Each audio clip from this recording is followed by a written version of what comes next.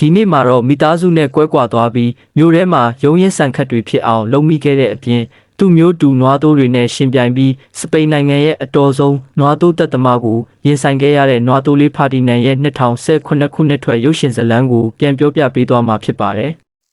စပိန်ကြီးလက်တော်ရွာကကာဆာဒဲတိုရိုခဲစတုတ်ထော်လို့ခေါ်တဲ့နွားမွေးမြူရေးခြံမှာအခြားနွားသိုးပေါက်လေးတွေနဲ့မတူပဲလုံးဝထူးခြားနေတဲ့ဖာဒီနန်ဆိုတဲ့နွားသိုးပေါက်လေးတစ်ကောင်ရှိပါတယ်။အခြားနွားတွေကခွန်အားပြိုင်ဖို့ပဲစိတ်ဝင်စားကြပေမဲ့ဖာဒီနန်ကတော့အေးအေးချမ်းချမ်းနေတတ်ပြီးပန်းပွင့်လေးတွေကိုနမ်းရတာအပင်လေးတွေနဲ့စကားပြောရတာကိုပဲသဘောကျတဲ့သူပါ။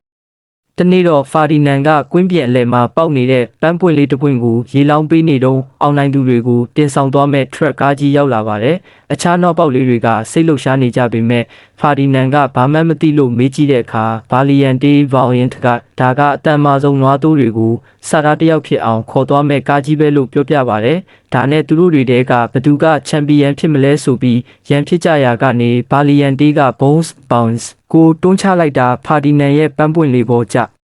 ျလူနီးပါးဖြစ်သွားပါတယ်။ဖာဒီနန်ကပန်းပွင့်လေးကိုကာကွယ်ဖို့ပဲစိတ်ပူနေတာကိုမြင်တော့ဗာလီယန်တေးကပန်းပွင့်ကိုနင်းချပစ်မယ်ဆိုပြီးဖာဒီနန်ကိုရန်စပါတယ်။ဒါပေမဲ့ဖာဒီနန်ကပြန်မချပဲသူ့ခန္ဓာကိုယ်နဲ့ပဲပန်းပွင့်လေးကိုအုံမိုးကာကွယ်ထားခဲ့ပါတယ်။အဲ့ဒီအချိန်မှာပဲနွားသိုးတက်သမားရောက်လာပြီးလူကြီးနွားသိုးတွေကွင်းထဲမှာအချင်းချင်းခွန်အားပြိုင်ကြပါတယ်။နောက်ဆုံးမှာတော့ဖာဒီနန်ရဲ့အဖေကိုရွေးချယ်သွားခဲ့ပါတယ်။အဖေဖြစ်သူမထွက်ခွာခင်မှာဖာဒီနန်ကကျွန်တော်ကွင်းထဲမှာမတိုက်ခိုက်ချင်တာမားနေလို့လားလို့မေးပေမဲ့အဖေကလည်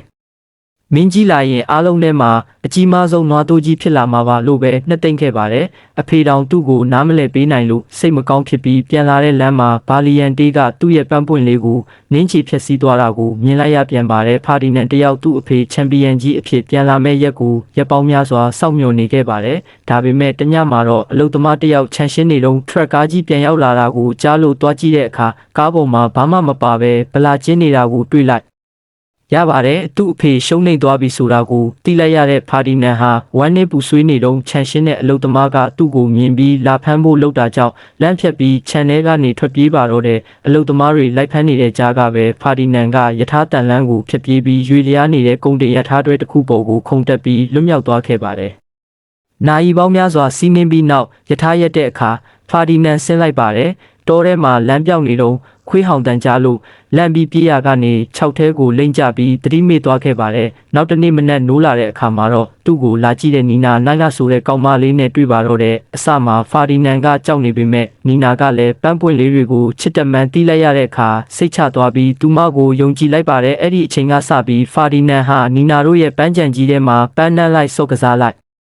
နီနာအဖေဟွမ်ဂျူအန်ရဲ့လေယာလုပ်ငန်းတွေကိုကူညီပေးလိုက်တဲ့နှစ်နှဲငယ်အတွင်းမှာပဲလူကောင်ကြီးမှထွားကြိုင်းတဲ့နွားသိုးကြီးဖြစ်လာခဲ့ပါတယ်။ဒါပေမဲ့စိတ်တက်ကတော့နူးညံ့နေတော့မှာပဲ။နှွေဦးပွဲတော်အတွက်ပန်းတွေတင်ပို့ဖို့ဖာဒီနန်ကကူညီပေးနေပေမဲ့ပွဲတော်ရက်ရောက်တဲ့အခါဟွမ်ကဖာဒီနန်ကလူကောင်ကြီးလုံးလို့မျိုးတဲကပွဲတော်ကိုခေါ်သွားလို့မရဘူးလို့နီနာကိုပြောပါတယ်။နီနာကစိတ်ဆိုးပြီးမသွားချင်ပေမဲ့နောက်ဆုံးတော့သူတို့အိမ်ကအိမ်မွေးခွေးလေးပါကိုဖဲကောက်ကိုခေါ်ပြီးသွားခဲ့ပါတယ်။ဖာဒီနန်ကတော့တောင်ကုန်းပေါ်ကနေငေးကြည့်ရင်မနေနိုင်တော့တာနဲ့ပွဲတော်ကိုလိုက်သွားဖို့ဆုံးဖြတ်လိုက်ပါတယ်။မြို့ထဲရောက်တော့ဖာဒီနန်ကနီနာကိုလိုက်ရှာရင်းပန်းနှံနေတာကြောင့်လူတွေကလမ်းဖြတ်ကုန်ကြပါတယ်။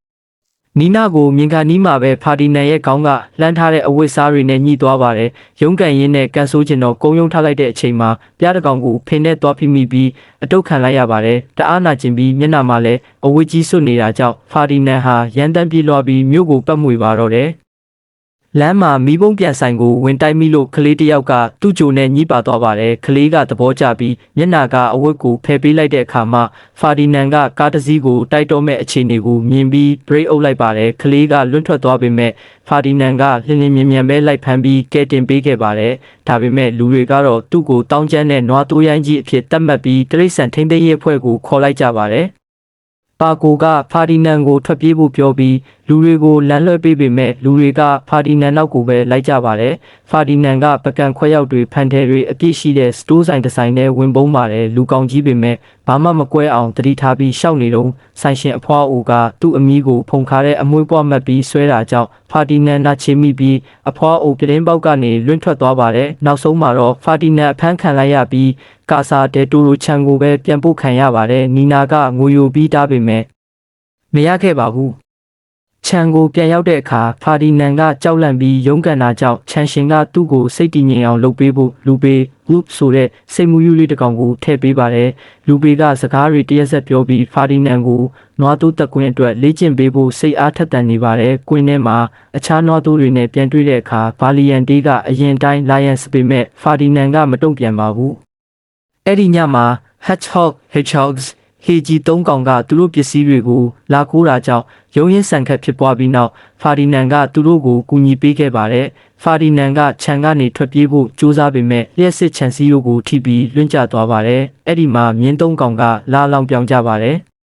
နောက်တစ်နေ့မှာတော့နာမည်ကြီးနွားတိုးတက်သမားEprimiro Goprimero ကသူ့ရဲ့အနားမယူခင်နောက်ဆုံးပွဲစဉ်အတွက်အကောင်းဆုံးနွားတိုးကိုလာရွေးပါတယ်ကွင်းထဲမှာနွားတွေချင်းချင်းချကြပေမဲ့ဖာဒီနန်ကတော့ဝင်မချပဲလမ်းပိတ်နေလို့ဗာလီယန်တေးကသူ့ကိုကန်ထုတ်လိုက်ပါတယ်အဲ့ဒီကြားထဲမှာတခွဲကန်းကထွက်လာတဲ့မာကီနာမက်ခွန်းနာဆိုတဲ့နွားတိုးကြီးကအလုသမားတစ်ယောက်ကိုလိုက်ဝေးလို့ဖာဒီနန်ကဝင်ကြရပါတယ်ကွာ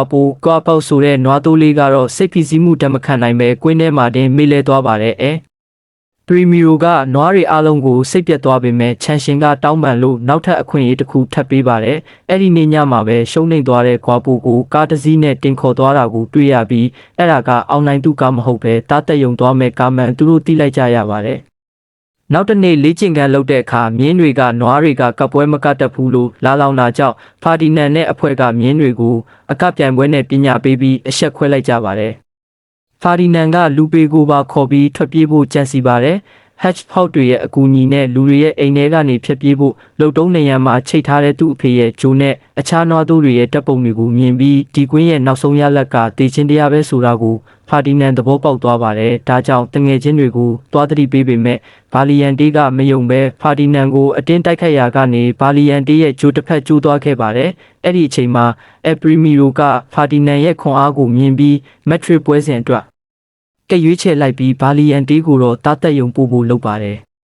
ဖာဒီနန်ကအားလုံးကိုကယ်ဖို့ဆုံးဖြတ်ပြီးတားတက်ယုံကိုလိုက်သွားပါတယ်တားတက်ယုံထဲမှာကွာပိုနဲ့ဗာလီယန်တေးတို့ကိုစက်သေးပါမသွားအောင်ဖာဒီနန်နဲ့အဖွဲ့ကအသက်လူပြီးကယ်တင်ခဲ့ရပါတယ်နောက်ဆုံးမှာတော့တားတက်ယုံကကားတစ်စီးကိုခိုးစီးပြီးမက်ထရစ်မြို့ထဲအထိထွက်ပြေးလာခဲ့ကြပါတယ်မြို့ထဲမှာကားပိတ်ပြီးလူတွေလိုက်လာတာကြောင့်ယထာဘူတာယုံဘက်ကိုပြေးကြပါတယ်တငယ်ချင်းတွေအားလုံးယထာပေါ်ရောက်သွားအောင်ဖာဒီနန်ကကူညီပေးပြီးလူတွေကိုလမ်းပိတ်တာစီးရင်နဲ့သူကိုယ်တိုင်ကတော့အခန်းခံလိုက်ရပါတယ်မက်ထရစ်မျိုးကနွားတိုးတက်ကွင်းကြီးထဲမှာပွဲကြီးပွဲကောင်းဆက်တင်ပါပြီ။ TV သတင်းမှာဖာဒီနန်ကိုမြင်လိုက်ရတဲ့နီနာနဲ့သူ့အဖေဟွမ်တို့လည်းဖာဒီနန်ကိုကယ်ဖို့ပွဲခင်းထဲကိုအပြေးလာကြပါတယ်။ကွင်းထဲမှာအပရီမီရိုကဖာဒီနန်ကိုရန်စပေမဲ့ဖာဒီနန်ကပြန်မတိုက်ခိုက်ပါဘူး။ဒါကြောင့်လူတွေကလန်ဒိုတွေနဲ့ထိုးပြီးစိတ်ဆိုးအောင်လုပ်ကြပါတယ်။ပစိုးနီကြီးနဲ့ရုန်းကန်ရင်အပရီမီရိုပါလွတ်ထွက်သွားပြီး humiliate အဆက်ကွဲဖြစ်သွားတာကြောင့်အပရီမီရိုကဒေါသတကြီးနဲ့ဓားမြောင်တွေနဲ့ဖာဒီနန်ကိုထိုးပါတယ်။ဒဏ်ရာရသွားတဲ့ဖာဒီနန်ဟာဒေါသထွက်ပြီးအပရီမီရိုကိုတက်ဖို့လုပ်တဲ့အချိန်မှာပဲကွင်းထဲကိုပရိသတ်တယောက်ပစ်ချလိုက်တဲ့ပန်းပွင့်လေးကိုနင်းမိသွားပါတယ်။အဲ့ဒီပန်းပွင့်လေးကိုမြင်တော့ဖာဒီနန်ကသူဘယ်သူလဲဆိုတာကိုတတိယသွားပြီးဒေါသတွေကိုရှော့ချကာအပရီမီရိုကိုလွတ်ပေးလိုက်ပြီးငြိမ်းချမ်းစွာထိုင်ချလိုက်ပါတယ်။အပရီမီရိုကသူ့ကိုတက်ဖို့ဓာတ်ရှည်ကြီးဆွဲလာပေမဲ့ဖာဒီနန်ရဲ့မတုံ့ပြန်တဲ့ငြိမ်းချမ်းရေးစိတ်ဓာတ်ကိုမြင်ရတဲ့ပရိသတ်ကြီးတစ်ခုလုံးကသူ့ကိုအသက်ချမ်းသာပေးလိုက်ပါဆိုပြီးအော်ဟစ်တောင်းဆိုကြပါတယ်။နောက်ဆုံးမှာတော့နွားတိုးသက်သမားကြီးလည်းလက်လျှော့ပြီးထွက်သွားခဲ့ရပါတယ်။နီနာကကွင်းထဲကိုပြေးဝင်လာပြီးဖာဒီနန်ကိုဖက်လိုက်ပြီးကွင်းပြင်တစ်ခုလုံးကလည်းပန်းပွင့်တွေနဲ့ဂုံပြုခဲ့ကြပါတယ်။နောက်ဆုံးမှာတော့ချန်ရှင်မစ္စတာမိုရီနိုကဖာဒီနန်အပါအဝင်လူပေနဲ့အခြားနွားတိုးတငယ်ချင်းတွေအားလုံးကိုနီနာတို့စီမှာပဲလွတ်လွတ်လပ်လပ်နေထိုင်ခွင့်ပေးလိုက်ပါတော့တယ်။